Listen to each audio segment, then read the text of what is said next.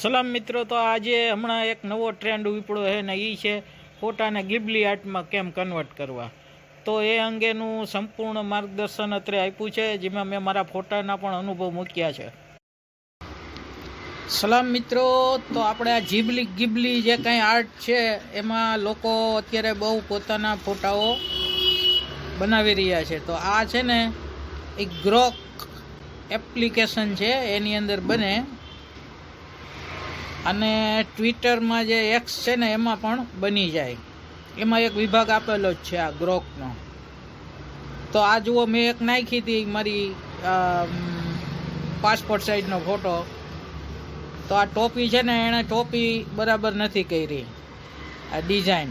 હવે અમારો બીજો ફોટો જુઓ, એમાં તમારે લખવાનું કે convert this image to studio Ghibli arts.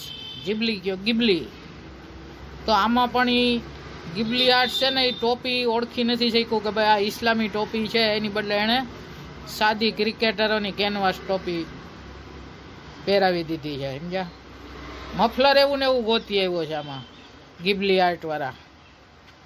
આ મફલર તો મારું એક ઉંદરડો ખાઈ ગયો, 2 કટકા કરી નાખ્યું. જોરદાર ઉંદર હતો ભાઈ. તો એ પછી આ મારો ત્રીજો ફોટો છે,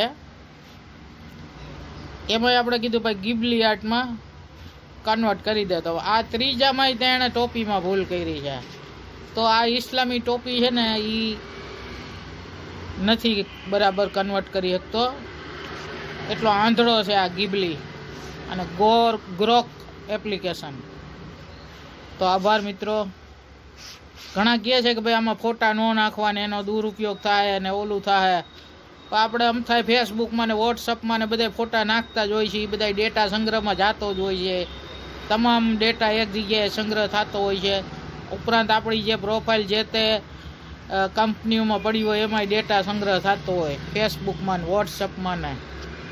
એટલે આ નાખ્યો છે આપણો ફોટા. તો આભાર.